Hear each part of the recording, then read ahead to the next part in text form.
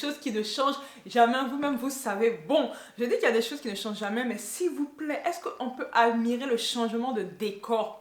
On a dit que 2021, de gloire en gloire, level up, level up, level up, level up, level up, level up, level up. Thank you Jesus. Merci Seigneur. Vraiment, je lui rends toute la gloire parce que c'était pas possible que j'ai ce fond-là parce que voilà, j'avais pas tout encore pour et ça va aller de gloire en gloire. Donc, on savoure chaque petite avancée. Merci Seigneur. Donc, avant d'entrer dans le vif du sujet de cette vidéo, tu sais déjà ce que je vais te dire. Si tu ne me suis toujours pas sur mes 2 comptes Instagram, je ne sais pas ce que tu attends. Franchement, tu attends quoi? Est-ce que tu veux qu'on vienne, on te demande pardon ou je sais pas? Donc déjà, si tu ne me suis pas, donc sache que tu loupes énormément. Donc je t'encourage donc à le faire donc sur la Babs, qui est mon compte principal, où je parle beaucoup plus accès quand même beauté, mode, vraiment mannequinat, bon vraiment où tu vas apprendre à me connaître, à apprendre cet aspect de ma personne un peu plus. Et sache que j'ai aussi une deuxième chaîne YouTube où justement je parle de tout ça en fait, qui s'appelle Image Unique. On parle beauté, on parle mode, on parle culture, on parle skincare, on parle capillaire. En tout cas, you better follow. On va dire les Ghanéens, you better follow. Anyways, second degré, s'il vous plaît. J'aime les Ghanéens. Mon mari est Ghanéen, donc second degré. On vous connaît sur Internet ici, donc je précise. Et aussi mon autre compte, donc la Babs Citation, où là c'est beaucoup plus autour de mes valeurs, autour de ma foi chrétienne. Je t'encourage aussi à le faire si tu ne me suis toujours pas. Maintenant que ça c'est dit, je vais pouvoir entrer dans le vif du sujet. Donc en gros, on arrive bientôt à la fin de la série sur la guérison de l'âme. Mais en vérité, je pense que cette série n'aura jamais de fin, parce que je pense que toute notre vie sur terre, on est en pleine guérison jusqu'au retour de Jésus, jusqu'à notre départ en fait de la terre. Donc en vrai, au fur et à mesure des vidéos, si j'ai des sujets qui s'imposent sur mon cœur, j'aborderai et tout, parce que c'est un sujet qui me passionne, parce que je sais quand une âme est brisée, comment en fait elle est déformée, comment c'est pas sa véritable image. Donc là en fait cette vidéo je ne l'avais pas du tout prévue dans cette série là, pas du tout, mais franchement j'ai eu à cœur de la faire quand j'ai fait suite à ma vidéo en fait sur le père, l'importance du père que représente le repère en fait. Alors ce que j'ai dit je le pense toujours, mais je me suis dit que c'est vrai, on parle de l'importance du père, du repère, etc. Et franchement j'ai eu à cœur que vraiment il y a des femmes qui élèvent seules leurs enfants, il y a des femmes qui sont célibataires, qui font tout pour s'en sortir, qui donnent le meilleur d'elles pour l'éducation de leurs enfants. Et qui sont très blessées par exemple par rapport à la société, parce que bon, on va leur dire qu'elles soit sont pas des bonnes mères, etc. Ou bien certaines en fait sont vraiment dans la culpabilité par rapport peut-être à certains actes qu'elles ont posés qui font qu'aujourd'hui elles se retrouvent mères célibataires, etc. Et en fait c'est des souffrances que les femmes aussi intériorisent en fait, qu'elles gardent en elles, et qui fait que bah, elles vivent avec ces douleurs, ces fardeaux, et pour le coup elles n'arrivent pas forcément à donner la meilleure éducation, ou elles n'arrivent pas tout simplement à être épanouies donc avec dans leur relation avec le Seigneur. Bien évidemment, je crois véritablement que pour moi, en fait, le père est important. D'ailleurs, dans le mot repère, il y a le mot père, c'est pas en vain. Mais par contre, il faut prendre conscience que le repère par excellence reste Christ. Donc, une femme célibataire, une femme qui essaie de s'en sortir et qui fait tout seule pour pouvoir élever ses enfants, sache que si tu es dans ce cas et que tu entends ce que je dis, sache que franchement, si tu invites le Seigneur au milieu de toi, si tu invites le Seigneur dans ton cœur, tu n'es pas seul en fait, parce que tu as justement le parfait repère, donc qui est Christ, qui est même au-delà d'un homme naturel. Parce qu'il faut savoir que je ne suis pas en train de dire ici qu'il faut accepter tous des hommes, tous des pères, parce qu'effectivement il y a des pères qui sont très méchants.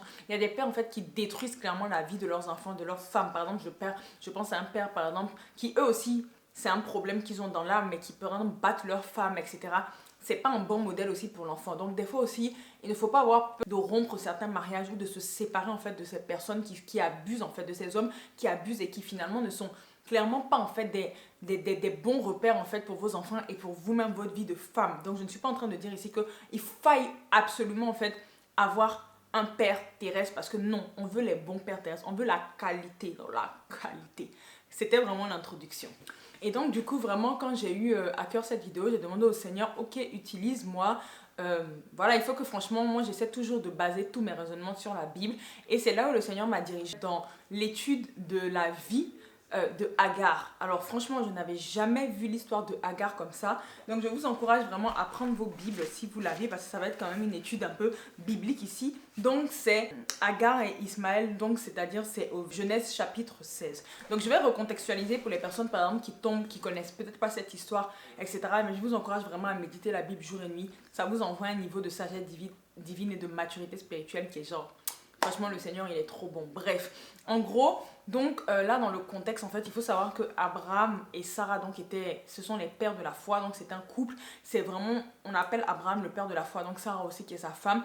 Et il faut savoir que c'est à lui, en fait, que Dieu a fait la promesse qu'il allait faire de lui, en fait, une multitude. Seulement qu'il faut savoir qu'Abraham était âgé, en fait, et il se disait, mais Seigneur, je suis trop âgé pour ça. Et en plus, sa femme était stérile. Et la promesse, c'était qu'en fait, il devait avoir un fils donc qui était Isaac, et que de ce fils, c'était le début de la postérité immense en fait. Donc en gros, c'est nous tous ça qui croyons aujourd'hui en Christ, on vient d'Abraham, on descend père de la foi. Et donc, c'est la promesse qu'il fait à Abraham et à sa servante Sarai. Abraham et Sarai à l'époque. Après, c'est devenu Abraham et Sarah. Bref, et en fait... Sarai, donc sa femme, manquait de foi clairement. En fait, c'est aussi la mère de la foi, mais on va dire que personne n'est parfait en fait. Donc on va dire que elle était stérile, il faut savoir. Donc, et elle était stérile, elle était très âgée. Donc Sarai se dit, mais moi je suis stérile et je suis âgée. C'est pas moi en tout cas qui vais te donner cet enfant-là. C'est certainement notre servante Agar. Alors que non, la logique humaine n'est pas la logique de Dieu. Et Dieu voulait produire le miracle avec une vieille femme stérile, un couple stérile. Mais elle, en fait, ils attendaient et ça venait pas depuis. Et franchement, je suis pas là pour la condamner parce qu'on est tous passés par là et peut-être que j'aurais réagi de la même manière. Elle s'est dit, elle a impliqué les plans humains. Ah, peut-être qu'il faudrait que en fait, plutôt tu ailles voir notre servante Agar. Et donc, je vous encourage vraiment à prendre. Donc, Genèse 16, verset 1.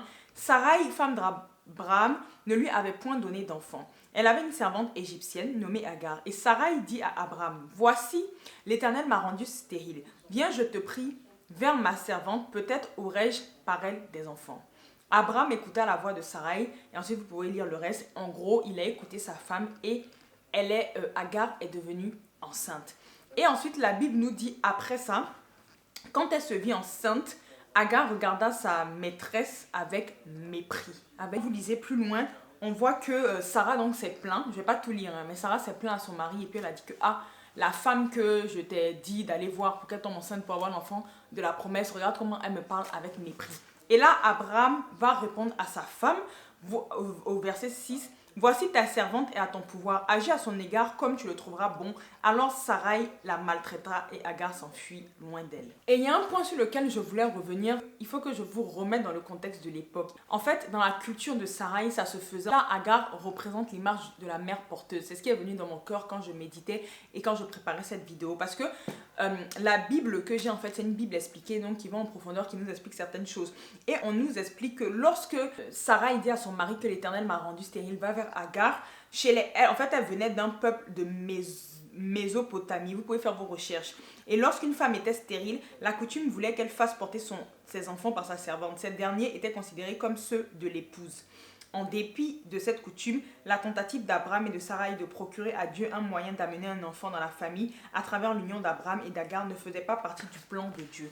Et c'est là où souvent je dis que notre culture naturelle s'arrête là où celle du royaume des cieux commence. Ça, je ne veux pas trop m'élargir du sujet en fait pour dire que Dieu a le cœur pour les femmes célibataires. Vous allez comprendre après, mais il faut vraiment que je place le contexte. Mais petite parenthèse, c'est important en fait de ne pas chercher à mettre notre culture en fait dans le plan de Dieu. Il faut rester aligné à la parole de Dieu, à ce que lui il dit. Donc, bref, je ferme la parenthèse. Et là, en fait, ici, à la base, dans la tête de Sarai, Agar, c'était juste la mère porteuse. De nos jours, quand les gens n'arrivent pas à avoir d'enfants, ils ont recours souvent à des mères porteuses.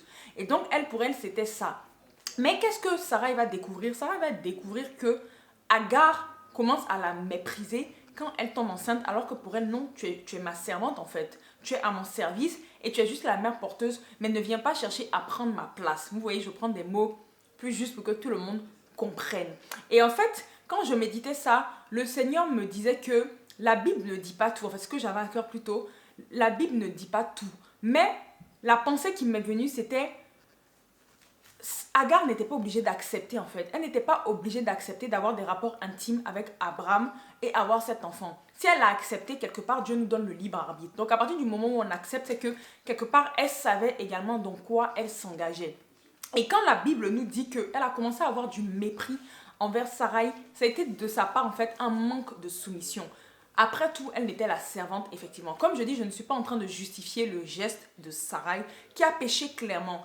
Et elle a eu aussi sa correction quand vous lisez, Dieu a justifié aussi Agar. Dieu est un Dieu juste. Il a dit à Sarai d'attendre, elle n'a pas attendu. Mais je veux dire que dans la position de Agar, qui était une servante, qui était la servante de Sarai, en fait, elle a manqué de soumission à ce moment-là. Et on peut se dire que finalement, les intentions de son cœur n'étaient pas forcément pures. Parce que normalement, logiquement, elle ne devrait pas s'enorgueillir et penser vouloir écraser quelque part sa maîtresse, son maître finalement, qui reste Sarai. Et on voit donc que suite à cela, Sarai en fait a décidé de maltraiter tout simplement Agar quand son mari lui a accordé que vas-y, fais ce que tu veux, vous pourrez lire la Bible. Il lui dit clairement ici au verset 6, voici ta servante est en ton pouvoir, agis à son égard comme tu le trouveras bon. Alors Sarai la maltraita et Agar s'enfuit loin d'elle. Et la leçon maintenant, première leçon en fait par rapport au sujet ici qu'on peut tirer déjà de ces quelques versets, la Bible est trop riche, la vidéo risque d'être longue, je préfère prévenir, c'est que souvent dans cette société, comme je dis, je ne veux pas condamner ces femmes-là parce qu'on a tous péché. Personne n'a péché, on a tous un passé, on a tous fait des choses qu'on a honte aujourd'hui, qu'on n'a pas tout le temps envie d'exprimer, etc. Mais dans cette société, au fait, il y a beaucoup de femmes en fait qui acceptent de sortir avec des hommes mariés. Au début, des fois, elles ont leurs convictions, elles ne veulent pas et je ne mets pas la faute que sur elles, mais finalement, elles se font avoir, les hommes aussi, quand ils savent parler, quand ils ne sont pas renouvelés et tout là.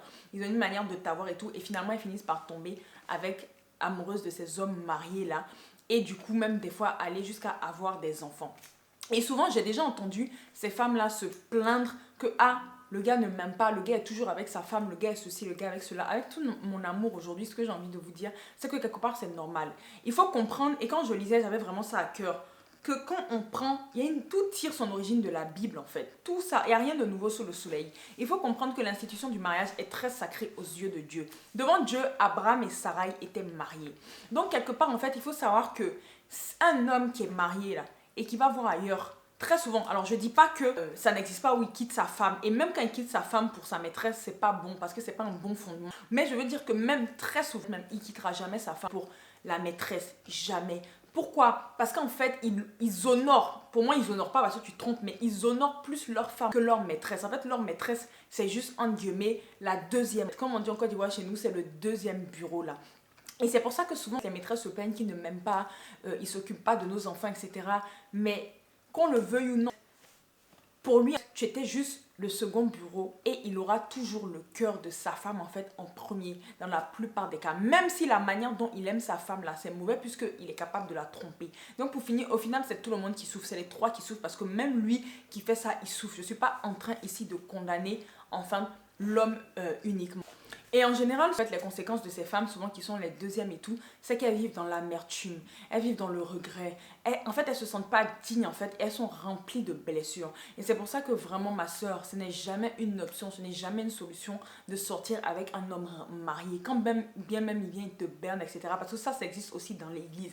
Ce n'est jamais une solution. Vous êtes des femmes de valeur, peu importe ce qu'ils diront.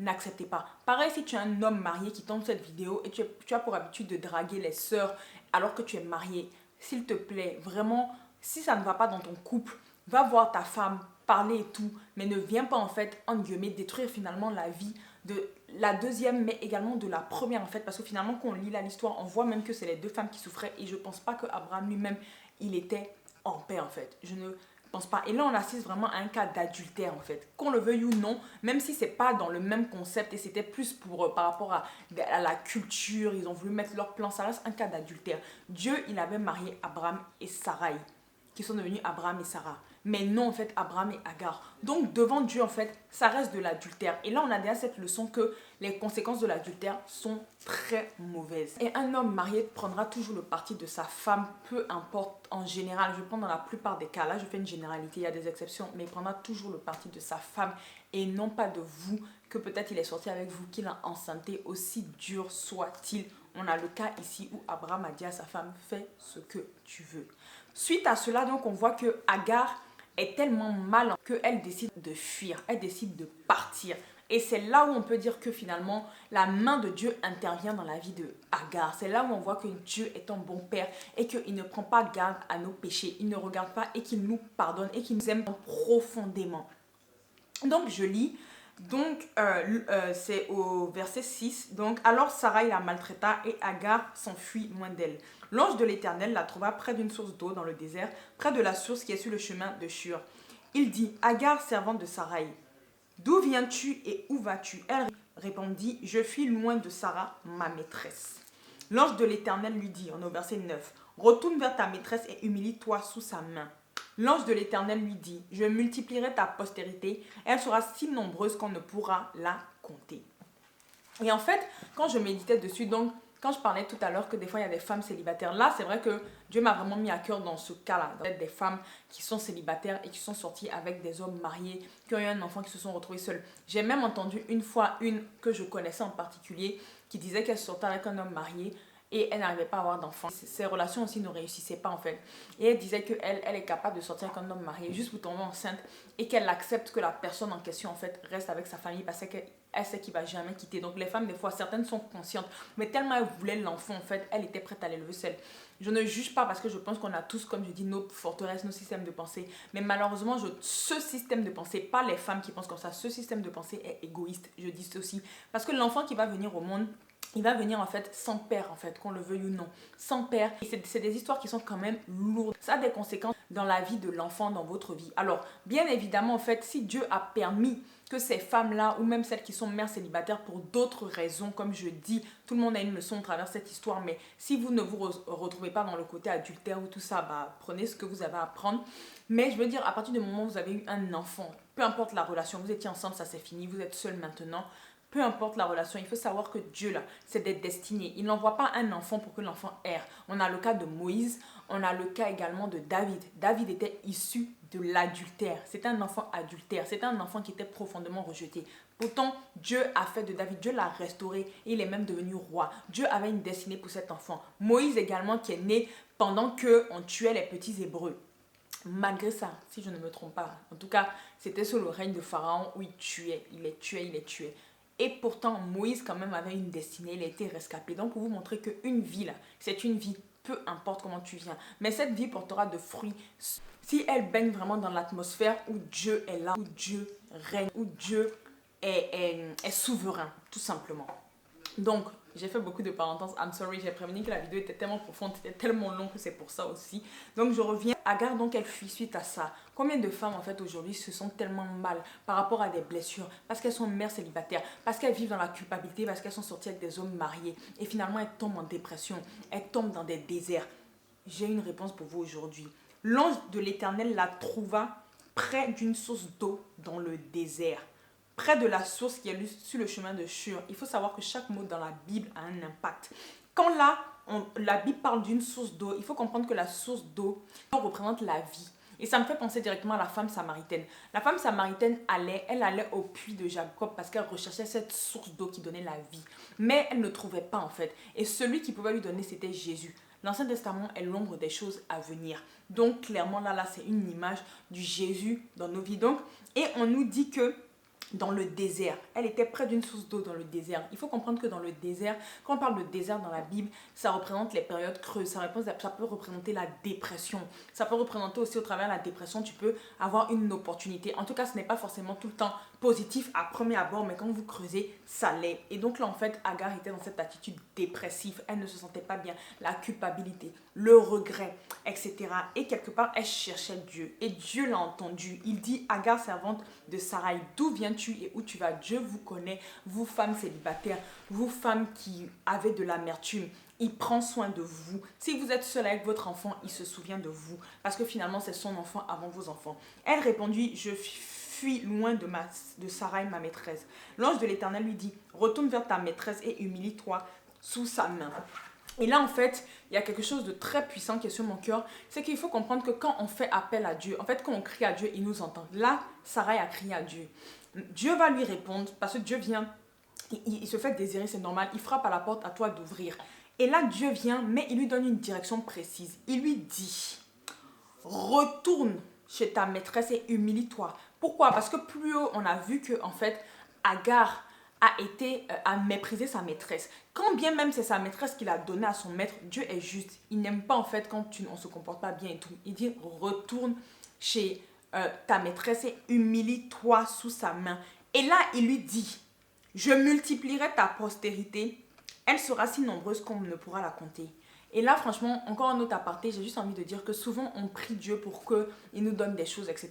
Mais comme là, on le voit, on a notre part à faire. Dieu ne va jamais répondre si on ne fait pas notre part. Et là, on voit que c'était une promesse, mais il y avait une condition quelque part. Oui, c'est l'amour inconditionnel. Dieu, il t'aime. Il t'aime que tu fasses ce qu'il te demande ou pas. Que tu obéisses ou pas, il t'aime. Mais par contre, si tu veux pouvoir jouir de ses promesses, tu as ta part, en fait, à faire. Et c'est là qu'on voit. Il lui dit, va t'humilier, demande pardon, et moi, j'ai un plan pour ton enfant. Mais cela va arriver que si tu fais ce que je te dis. Et c'est ça qui est hyper beau, c'est qu'on voit que devant Dieu, en fait, un enfant est une vie et chaque personne a une destinée. Malgré que ce n'était pas l'enfant de la promesse, Dieu avait un plan et il dit même qu'il allait multiplier sa postérité. Et qu'elle sera si nombreuse qu'on ne pourra pas la compter. Jusqu'à aujourd'hui, là, sa postérité, la postérité de Agar, effectivement, on ne la compte pas. Un jour, je ferai une autre vidéo par rapport à ça. Dieu est le même hier, aujourd'hui et demain. Et par la suite, quand vous pouvez lire, on voit l'ange de l'Éternel lui dit, voici tu es enceinte, et dire ce que son enfant va faire. Voici tu es enceinte et tu enfanteras un fils à qui tu donneras le nom d'Ismaël, car l'Éternel t'a entendu dans ton affliction. Il sera comme un âne sauvage. Sa main sera contre tous et la main de tous sera contre lui. Il habitera en face de tous ses frères. Et il faut comprendre que Dieu, donc là, a donné l'identité à Ismaël. Il a dit, voilà ce que je vais faire. Il lui a même donné le nom de son enfant. Et franchement, j'ai envie de dire à une maman qui élève seule, qui se dit, ah, qu'est-ce que je vais faire de mes enfants? Comment je vais faire pour m'en sortir? Ah, cet enfant que je porte là, regarde dans les conditions dans lesquelles il est venu haute. Dieu vous connaît et Dieu connaît ton enfant avant la fondation du monde. Il sait tout. Il le dit avant la fondation du monde. Avant que tu sois dans le sein de ta mère, je t'avais choisi, je t'avais établi, Dieu nous connaît avant qu'on soit. Donc tu es pour le coup juste entre guillemets la mère porteuse. Je mets bien entre guillemets. Donc fais confiance au Seigneur et tout ce qu'il te demande c'est qu'il veut venir régner dans ton cœur pour t'apaiser, pour te donner cette paix. Si tu marches avec lui, tu vas même oublier même ton statut de femme célibataire. Tu vas oublier ça parce que ça sera ton premier mari. Il va se révéler à toi comme le mari, celui qui guérit les blessures. Franchement. Bref, je veux tout simplement dire que Dieu prend soin des rejetés. Dieu n'aime pas les personnes qui sont rejetées. Dieu est là pour les rejeter. Et là, quelque part, peu importe les conditions, et peu importe même qu'on peut, certains diront que Sarah a eu raison, etc. Elle a quand même été rejetée et Dieu a été là.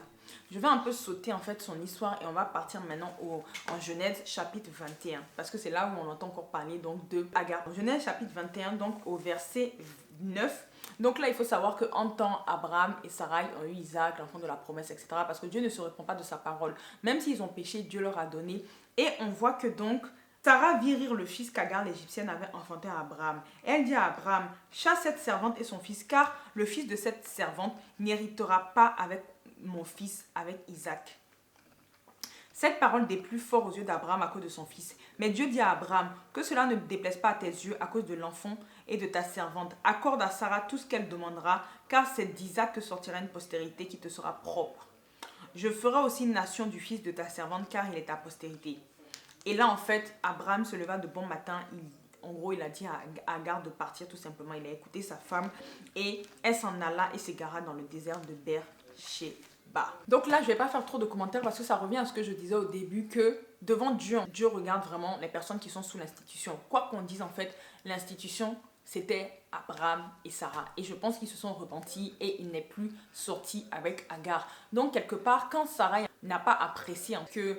Pourquoi le fils, en gros, pourquoi il va boire dans la même coupe que mon enfant, qu'elle a dit chasse-le. Au début, Abraham, il n'a pas voulu parce que c'est son fils aussi, Ismaël. Mais le Seigneur lui a dit, écoute ta femme parce que voilà, il faut qu'à un moment il y ait séparation. Et Dieu, il sépare. Il y a une différence entre la division et la séparation. La division, c'est quand il y a la haine et tout. Ça pourrait être une autre vidéo. Mais la séparation, quand vous prenez la parole, Dieu a toujours tout séparé. Il sépare le jour de la nuit. Il sépare les cieux de la terre. Enfin bref, c'est pas forcément mauvais en fait. C'est la division qui est mauvaise. Donc là, en fait, c'était le temps où Dieu devait se séparer. Mais ça voulait pas dire qu'il allait abandonner Agar puisqu'il avait un plan pour elle. Et donc souvent, en fait, il y a certaines femmes, vous ne comprenez pas, comme je disais, pourquoi les hommes sont en plus d'intérêt en fait à s'occuper des enfants de la femme mariée. C'est un peu normal. C'est bizarre de le dire parce que normalement il doit prendre les responsabilités de son enfant, mais il y a beaucoup de sentiments, il y a autre chose qui entre en compte. Et là aujourd'hui on le voit avec la parole. Bref, ce qui est sûr, au final, elle est partie et on voit que là encore dans sa détresse, Dieu était là. Et c'est là où encore une fois, la parole nous dit qu'elle s'est égarée dans le désert. Je vous ai déjà expliqué ce que représente le désert. Et là, carrément, elle est tellement désespérée, vous lirez, qu'elle veut même abandonner son enfant, en fait. Agar se dit, j'abandonne mon enfant, je ne veux plus de lui, je ne peux pas supporter. Et on voit qu'elle le laissa, elle a là s'asseoir. Dieu a entendu, en fait, l'enfant pleurer. Vous montrez que Dieu a un plan pour chaque enfant. On peut le voir, hein. Donc, et elle alla s'asseoir vis-à-vis à une portée d'arc, car elle disait que je ne vois pas mourir mon enfant. Elle s'assit donc vis-à-vis de lui, et leva la voix et pleura. Dieu entendit la voix de l'enfant, et l'ange de Dieu appela du ciel Agar, et lui dit, qu'as-tu Agar? Ne crains point. Oh non, le Seigneur est bon. Car Dieu a entendu la voix de l'enfant dans le lieu où il est. Lève-toi, prends l'enfant, saisis-le de ta main, car je ferai de lui une grande nation. Et Dieu lui ouvrit les yeux, et elle vit un puits d'eau, en alla remplir d'eau l'outre et en donna à boire à l'enfant. Ici, c'est vraiment une manière de parler où Dieu dit, même quand tu es désespéré, même quand tu penses que tu ne peux pas t'occuper seul de ton enfant, lui, il est là, il prend soin de toi, il connaît son cœur. Et ça me fait penser, pendant que là, je parlais, c'était pas du tout prévu, ça me fait penser aux femmes, des fois, qui ont des enfants seuls et qui décident, tellement elles ne peuvent pas élever cet enfant, elles décident de les envoyer soit en orphelinat, ou elles décident de les abandonner, etc. Et en fait, c'est là où le Seigneur disait, si ces femmes criaient à moi, si ces femmes célibataires, peu importe comment l'enfant est venu, peu importe leurs erreurs, leurs péchés, elles criaient à moi, elles me cherchaient comme Agar quelque part le cherchait là. Je répondrai, je lui donnerai des sources, je leur donnerai des sources d'eau à elles et à leurs enfants et je ferai de ces enfants une grande nation. J'ai un plan parfait pour ces enfants-là. Parce qu'effectivement, là, on voit que Dieu a réitéré sa parole. Dieu a réitéré sa parole qu'il avait déjà dit quand elle était enceinte. Donc vraiment, mon frère, ma soeur, je vais m'arrêter là pour cette vidéo parce que c'est très profond. Et je pourrais aller encore plus loin, mais je pense que c'est une entrée en matière et vous pouvez méditer dessus.